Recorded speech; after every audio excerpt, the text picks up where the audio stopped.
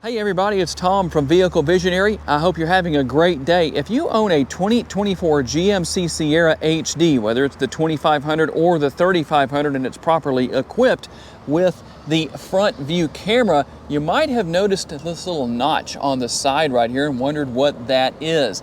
Well, that's your front camera washer. It's very easy to deal with, very easy to make that work, but you might not have even known this feature was on your truck. And just so you can see it in action, you don't have to bring the cameras up on your infotainment screen for this to work. But when you run your windshield washer fluid, pushing this button right here to clean your windshield washer off, this also happens. It's going to happen at the same time no matter what you do, whether you have it on the screen or not. But that's how that works.